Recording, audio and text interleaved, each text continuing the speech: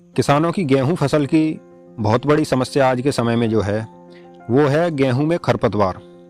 खरपतवार में भी विशेषकर मड़ूसी, जिसे दूसरी भाषा में गुल्ली डंडा, जंगली जई या कणकी भी कह देते हैं। इस खरपतवार की वजह से गेहूं में काफ़ी ज़्यादा नुकसान हमारा होता है।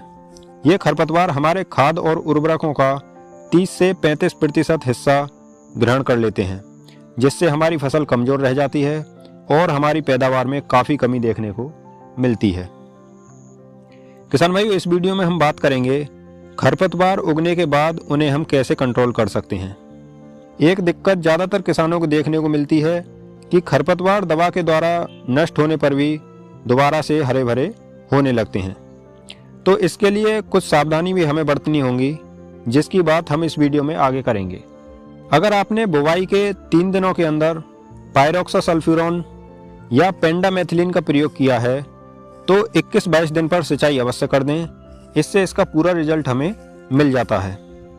आइए पहले बात कर लेते हैं चौड़ी पत्ती वाले खरपतवारों के कंट्रोल के लिए टेक्निकलों की।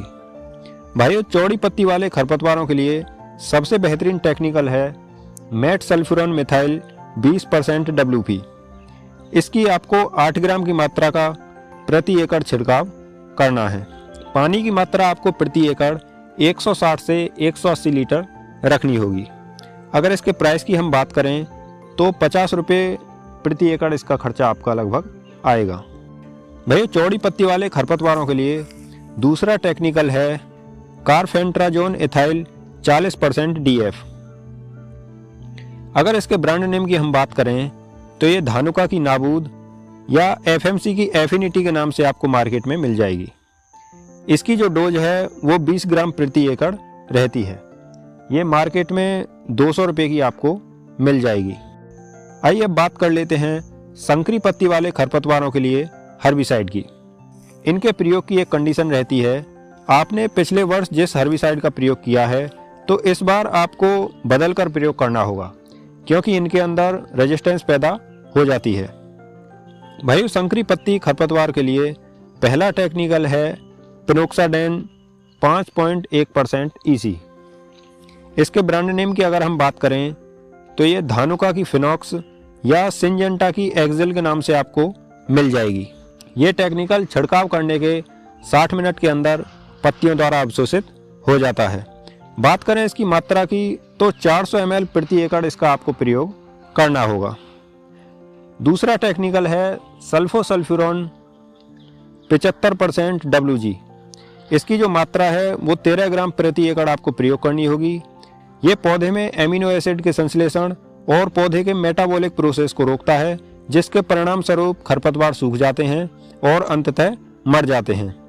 लेकिन अगर आपको गेहूं कटाई के बाद मक्का या ज्वार बोना है तो इसका प्रयोग ना करें, इससे इनका सीड जर्मिनेशन प्रभावित होता है। भाइयों, तीसरा टेक्निकल है क्लोडिनाफॉप 15% WP। इसका 160 ग्राम प्रति एकड़ आपको प्रयोग करना होगा। इन सभी दवाओं के साथ आपको पानी की जो मात्रा है वो 160 लीटर प्रति एकड़ रखनी होगी। दूसरी एक सावधानी रखें कि अगर आप इनके छिड़काव से पहले खाद लगाते हैं तो उसके 5 दिन बाद ही इसका प्रयोग करें। अगर इनके प्रयोग के बाद खाद लगाते हैं तो कम से कम 10 से 12 दिन बाद खाद का प्रयोग आपको करना है। अगर हम ऐसा नहीं करते हैं तो ये जो खरपतवार हैं वो मरने के बाद भी, नष्ट होने के बाद भी जिंदा होने लगते हैं और हरे भरे होकर फुटाव शुरू कर देते हैं। किसान भाइयों, अगर आपको हमारा ये प्रयास अच्छा लगा हो तो हमारे वीडियो को लाइक और चैनल को सब्सक्राइब अवश्य करना। धन्यवाद।